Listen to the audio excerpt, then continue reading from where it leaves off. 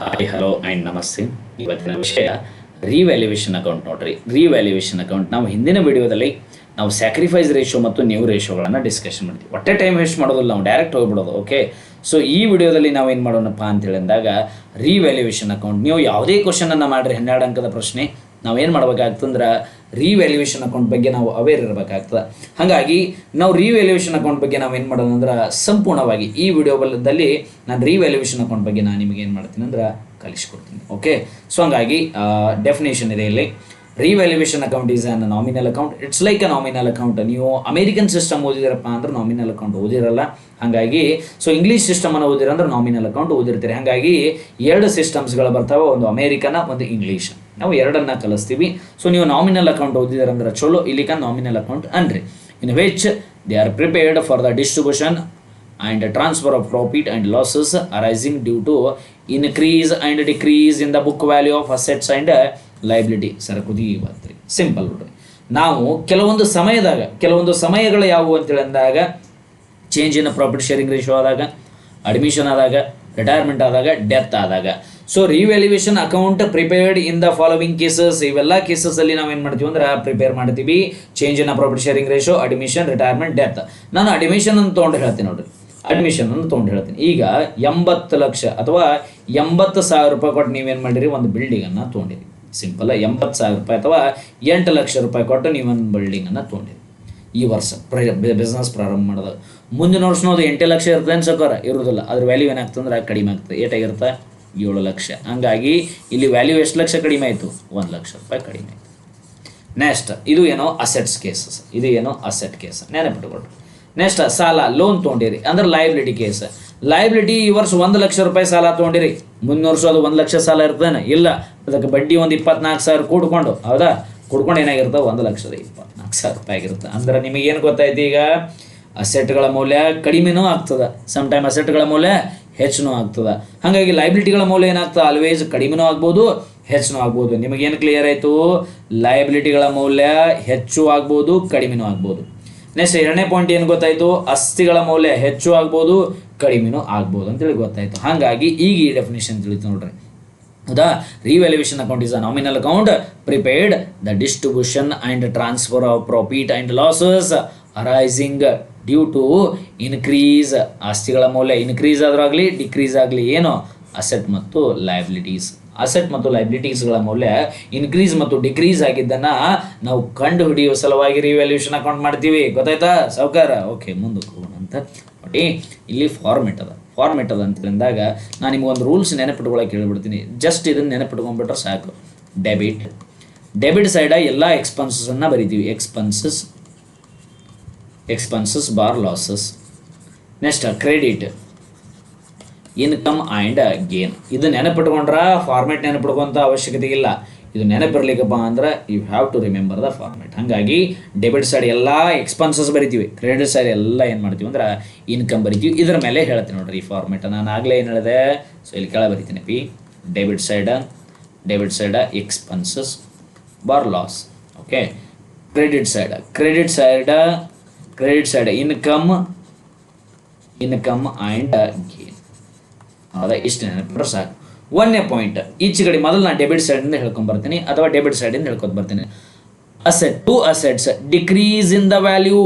ಆಸ್ತಿಗಳ ಮೌಲ್ಯ ಕಡಿಮೆ ಆಗ್ತದೆ. ಕಡಿಮೆ ಆದ ನಿಮಗೆ ಇನ್ಕಮ್ ಆಗ್ತದೆ? ಇಲ್ಲ, ಏನಾಗ್ತದೆ? ನಿಮಗೆ ಎಕ್ಸ್ಪೆನ್ಸ್ ಆಗ್ತದೆ. ಈಗ ಅದಕ್ಕೆ ಡೆಬಿಟ್ ಸೈಡ್. ಅಂದರೆ ಆಸ್ತಿಗಳು, ಫರ್ನಿಚರ್ನ ಮೌಲ್ಯ ಕಡಿಮೆ ಆಯಿತು, ಬಿಲ್ಡಿಂಗ್ನ ಮೌಲ್ಯ ಕಡಿಮೆ ಆಯಿತು, ಹೌದಾ? ನೆಕ್ಸ್ಟ್ ಮಷಿನರಿಯ ಮೌಲ್ಯ ಕಡಿಮೆ ಆಯಿತು. ಯಾವುದೇ ಆಸ್ತಿಯ ಮೌಲ್ಯ ಕಡಿಮೆ ಆದರೂ ನಾವು ಯಾವ ಸೈಡ್ ಬರೀಬೇಕಂತ ಏನೈತಿ? ಈಗ ಡೆಬಿಟ್ ಸೈಡ್ ಬರೀಬೇಕು. ಏನು ಅಂತೇಳಿ ಬರೀಬೇಕಂದ್ರೆ ಫಾರ್ ಎಕ್ಸಾಂಪಲ್ ಫರ್ನಿಚರ್ನ ಮೌಲ್ಯ ಕಡಿಮೆ ಆಗಿತ್ತು ಅಂದ್ರೆ ಟು ಫರ್ನಿಚರ್ ಅಕೌಂಟ್ ಅಂತೇಳಿ ಬರೋದು. ಎಷ್ಟು ಕಡಿಮೆ ಆಗ್ಯದ ಅಟ್ಟೆ ಬರೀಬೇಕು, ಭಾಳ ಇಂಪಾರ್ಟೆಂಟ್.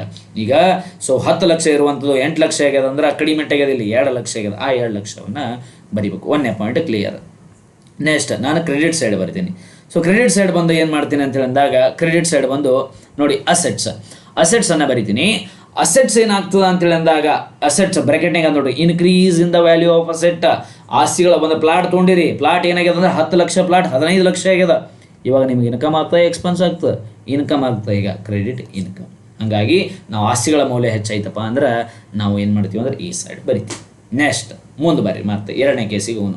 ಈಗ ಸಾಲಗಳ ಮೌಲ್ಯ ಹೆಚ್ಚಾಗ್ಯದ. ಸಾಲ 1 ಲಕ್ಷ ಇದ್ದಿದ್ದು 1,25,000 ರೂಪಾಯಿ ಆಗ್ಯದ. ಈಗ ನಿಮ್ಗೆ ಇನ್ಕಮ್ ಏನು ಎಕ್ಸ್ಪೆನ್ಸ್ ನೋಡಿ, ನೀವು ಸಾಲ 1 ಲಕ್ಷ ತೊಗೊಂಡಿರಿ, ಹೌದಾ, ತೊಗೊಂಡಿರಿ, ಸಾಲದ ಮೌಲ್ಯ ಹೆಚ್ಚಾಗ್ಯದ. ಹೆಚ್ಚಾದ ನಿಮಗೇನಾಗ್ತದೆ, ಎಕ್ಸ್ಪೆನ್ಸು ಕೊಡಿ ಅಥವಾ ಲಾಸ್, ಎಕ್ಸ್ಪೆನ್ಸ್ ಅಥವಾ ಲಾಸಸ್ ಆಗ್ತದಂದಾಗ liability increase in the value. ಅಕಸ್ಮಾತ್ ಲೈಬಿಲಿಟಿ ಡಿಕ್ರೀಸ್ ಆಯ್ತಂದ್ರೆ ಸಾಲಗಳು ಅಥವಾ ಹೊಣೆಗಾರಿಕೆಗಳು ನಮ್ದು ಏನಾಗ್ತವಂದ್ರೆ ಕಡಿಮೆ, ಅದು decrease in the value of asset, ಅಂದ್ರೆ decrease in the value of liability. ಅಂದ್ರೆ 1 ಲಕ್ಷ ಇದ್ದಿದ್ದು 75,000 ರೂಪಾಯಿ ಆಯ್ತು, ಹಂಗಂದ್ರೆ ನಿನಗೆ 25 ಏನು ಪ್ರಾಫಿಟ್ ಇದ್ದದನ್ನ ಯಾವ ಸೈಡ್ ಬರೀಬೇಕು, ಕ್ರೆಡಿಟ್ ಸೈಡ್. ಎಸ್. ನೆಕ್ಸ್ಟ್ ಕೆಲವೊಂದಿಷ್ಟು ಅನ್ರಿಕಾರ್ಡೆಡ್ ಲೈಬಿಲಿಟಿ ಇರ್ತಾವ, ಕೆಲವೊಂದಿಷ್ಟು ಅನ್ರಿಕಾರ್ಡೆಡ್ ಅಸೆಟ್ ಇರ್ತಾವ. ಅವುಗಳನ್ನು ನಾವೇನು ಮಾಡ್ತೀವಿ ಅಂದ್ರೆ ಇಲ್ಲಿ ಬರ್ಕೋತೀವಿ. ಅನ್ರಿಕಾರ್ಡೆಡ್ ಅಸೆಟ್ ಮತ್ತು ಅನ್ರಿಕಾರ್ಡೆಡ್ ಲೈಬಿಲಿಟಿ ನಾನು ಮುಂದೆ ಹೇಳ್ತೀನಿ. ಪ್ರಿಪೇಯ್ಡ್ ಎಕ್ಸ್ಪೆನ್ಸ್ ಮತ್ತು ಔಟ್ಸ್ಟ್ಯಾಂಡಿಂಗ್ ಅದು ಬರ್ತಾವ. ನೆಕ್ಸ್ಟ್ ಉಳಿದಿದ್ದನ್ನು, ಸೊ ನಮ್ಮ ಹತ್ರ ಈ ಸೈಡ್ ಇನ್ಕಮ್ ಜಾಸ್ತಿ ಐತಪ್ಪ ಅಂದ್ರೆ ಈಚೆ ಕಡೆ ಏನಾಗ್ತದ, profit transfer to partners capital account ಅಂತೇಳಿ ಕರಿತೀವಿ, ಅಥವಾ ಟು ಪಾರ್ಟ್ನರ್ಸ್ ಕ್ಯಾಪಿಟಲ್ ಅಕೌಂಟ್ ಅಂತೇಳಿ ಬರೋದು. ಯಾರಿರ್ತಾರ ಎ ಮತ್ತು ಬಿ ಮತ್ತು ಸಿ ಇದ್ದಾರೆ ಅಂದ್ರೆ ಅವ್ರ ಹೆಸರಲ್ಲೇ ಅದನ್ನು ಹಂಚ್ತೀವಿ. ಹೆಂಗೆ ಹಂಚ್ತೀವಿ ಅಂದ್ರೆ ರೇಷೋ ಮೇಲೆ ಹಂಚ್ತೀವಿ. ಅಕಸ್ಮಾತ್ ಡೆಬಿಟ್ ಸೈಡ್ ಜಾಸ್ತಿ ಐತಂದ್ರೆ ಈ ಸೈಡ್ ಏನು ಮಾಡ್ತೀವಿ ಅಂದ್ರೆ ಬೈ ಪಾರ್ಟ್ನರ್ಸ್ ಕ್ಯಾಪಿಟಲ್ ಅಕೌಂಟ್ ಅಂತೇಳಿ ಬರೋದು. ಬೈ ಪಾರ್ಟ್ನರ್ಸ್ ಕ್ಯಾಪಿಟಲ್ ಅಕೌಂಟ್ ಅಂತೇಳಿ ಬರೋದು. ಯಾರಿರ್ತಾರ ಎ ಮತ್ತು ಬಿ ಮತ್ತು ಸಿ ಇರ್ತಾರ ಅವರಿಗೆ ಹಂಚ್ತೀವಿ. ಓವರ್ ಆಲ್ ಆಗಿ ನಾವು ನೆನಪಿಟ್ಕೋಬೇಕಾದಂಥ ಪಾಯಿಂಟ್ ಏನಂದ್ರೆ ಡೆಬಿಟ್ ಸೈಡ್ ಎಕ್ಸ್ಪೆನ್ಸಸ್ ಅನ್ನ ಬರಿತೀವಿ, ಕ್ರೆಡಿಟ್ ಸೈಡ್ ಇನ್ಕಮ್ ಅನ್ನ ಬರಿತೀವಿ. ಎಷ್ಟಾಗಿರ್ತದ ಅಷ್ಟೇ ಬರಿತೀವಿ, ಭಾಳ ಇಂಪಾರ್ಟೆಂಟ್, ಹೌದಾ. ಸೊ 1 ಲಕ್ಷ ಈ ಸದ್ದ ನಾನು ನಿಮಗೊಂದು ಪ್ರಶ್ನೆ ಕೇಳ್ಕೊಂಡ್ಬಿಡ್ತೀನಿ, ನೀವೇ ವಿಚಾರ ಮಾಡ್ರಿ. 1 ಲಕ್ಷ ರೂಪಾಯಿ ನಿಮ್ಮದೇನು ಒಂದು ಫರ್ನಿಚರ್ನ ಖರೀದಿ ಮಾಡಿರಿ. ಎಷ್ಟು, 75,000 ರೂಪಾಯಿ ಕೊಟ್ಟು ಖರೀದಿ ಮಾಡಿರಿ. ಈ ವರ್ಷ 1 ವರ್ಷ ಬಳಸಿರಿ, 2 ವರ್ಷ ಬಳಸಿದಾಗ ಏನಾಗ್ತದೆ, ಬಳಸ್ದಂಗೆ ವಸ್ತುವಿನ ಮೌಲ್ಯ ಏನಾಗ್ತದೆ, ಕಡಿಮೆ ಆಗ್ತದೆ. ಡಿಪ್ರಿಸಿಯೇಟ್ ಫರ್ನಿಚರ್, ಹೌದಾ. ಹಾಗಾಗಿ ಪ್ರಸ್ತುತ ವರ್ಷಕ್ಕೆ ಏಟಾಗ್ಯದ ಅದರ ವ್ಯಾಲ್ಯೂ ಅಂತೇಳಿ ಅಂದಾಗ 50,000 ರೂಪಾಯಿ ಅದ. ನಿಮ್ಗೆ ಇನ್ಕಮ್ ಆಯ್ತಾ, ಎಕ್ಸ್ಪೆನ್ಸ್ ಆಯ್ತಾ. 75,000 ರೂಪಾಯಿ ಇರುವಂಥ ಫರ್ನಿಚರ 50,000 ರೂಪಾಯಿ ಆಗದ. ನಿಮ್ಗೆ 25,000 ರೂಪಾಯಿ ಏನೋ ಎಕ್ಸ್ಪೆನ್ಸ್ನ ಯಾವ್ದು ಬರೀಬೇಕು, ಡೆಬಿಟ್ ಸೈಡ್. ಹಂಗಾಗಿ ಟು ಫರ್ನಿಚರ್ ಅಕೌಂಟ್ ಅಂದ್ರೆ 25,000 ಬರೆದು ಬಿಡೋದು. ಇವುಗಳನ್ನೆಲ್ಲವನ್ನು ನಾವೇನು ಮಾಡ್ತೀವಿ ಅಂದ್ರೆ ಮುಂದಿನ ಕ್ಲಾಸ್ನಲ್ಲಿ ನಾವೇನು ಮಾಡೋದು ಅಂದ್ರೆ ಈಚ್ ಆ್ಯಂಡ್ ಎವ್ರಿ ಪಾರ್ಟನ್ನು ನಾವೇನು ಮಾಡೋಣ ಅಂದ್ರೆ ಡಿಸ್ಕಷನ್ ಮಾಡೋಣ. ಎಕ್ಸಾಮ್ಗೆ ಬರುವಂಥ ಪ್ರಶ್ನೆಗಳನ್ನು ನಾನು ಮ್ಯಾಕ್ಸಿಮಮ್ ಡಿಸ್ಕಷನ್ ಮಾಡ್ತೀನಿ, ಕಡಿಮೆ ಮಾಡ್ತೀನಿ ಪ್ರಶ್ನೆಗಳನ್ನು, ಆದರೆ ಪರ್ಫೆಕ್ಟ್ ಆಗಿರುವಂಥ ಪ್ರಶ್ನೆಗಳನ್ನು ಮಾಡ್ತೀನಿ ಅಂತೇಳಿ ಹೇಳ್ತಾ, ಸೊ ಇಲ್ಲಿವರೆಗೆ ನಮ್ಮ ಚಾನಲನ್ನು ಯಾರು ಸಬ್ಸ್ಕ್ರೈಬ್ ಮಾಡ್ಕೊಂಡಿಲ್ಲ, ಸಬ್ಸ್ಕ್ರೈಬ್ ಬಿಡ್ರಿಪ್ಪ, ನಿಮಗೆ ಫ್ರೀನೇ ಅದ. ಸೊ ನೆಕ್ಸ್ಟ್ ನಿಮ್ಮೆಲ್ಲ ಸ್ನೇಹಿತರೊಂದಿಗೆ ಹಂಚ್ಕೊಳ್ರಿ. 12 ಅಂಕದ ಪ್ರಶ್ನೆಗಳು ಆದಷ್ಟು ಜಲ್ದಿ 12 ಅಂಕದ ಪ್ರಶ್ನೆಗಳನ್ನು ನಾನು ಹೇಳ್ತೀನಿ. ಆಲ್ಮೋಸ್ಟ್ ನಾನು ಸಿಲೆಬಸ್ ಹೇಳೋಕ್ಕೆ ಪ್ರಯತ್ನ ಮಾಡ್ತೀನಿ. ಆ್ಯಂಡ್ ಇನ್ನೊಂದು ಅನೌನ್ಸ್ಮೆಂಟ್ ಏನಪ್ಪ ಅಂದ್ರೆ ಎಕನಾಮಿಕ್ಸ್ ಕ್ಲಾಸಸ್ ಕಂಪ್ಲೀಟ್ಲಿ ಅವೈಲೇಬಲ್ ಅದಾವ ಕನ್ನಡ ಮೀಡಿಯಮ್ದಾಗ. ಜಸ್ಟ್ ಅಲ್ಲಿ ಹೋಗಿ ಏನು ಮಾಡ್ರಿ ಅಂದ್ರೆ ಪ್ಲೇ ಲಿಸ್ಟನ್ನು ಚೆಕ್ ಮಾಡಿರಿ. ಪ್ಲೇ ಲಿಸ್ಟ್ ಚೆಕ್ ಮಾಡಿದ್ರೆ ನಿಮಗೆಲ್ಲ ಸಿಗುತ್ತೆ. ನೀವು ಪ್ಲೇ ಲಿಸ್ಟ್ ಚೆಕ್ ಮಾಡೋದಿಲ್ಲ, ಜಸ್ಟ್ ಅದು ಕಳಿಸ್ರಿ ಇದು ಕಳಿಸ್ರಿ ಕಮೆಂಟ್ ಬಿಡಿಬೇಡ್ರಿ. Just check a playlist, ನಿಮ್ಗೆ ಎಷ್ಟು ನೆಸಸರಿ ಇರೋಲ್ಲ ಅದನ್ನೆಲ್ಲವನ್ನು ನೋಡ್ಕೊಳ್ರಿ. ಕ್ವಶನ್ ಪೇಪರ್ಗಳನ್ನು ಎಲ್ಲ ಕ್ವಶನ್ ಪೇಪರ್ಗಳನ್ನು ನಾನು ಸಾಲ್ವ್ ಮಾಡ್ತೀನಿ, ಹೌದಾ.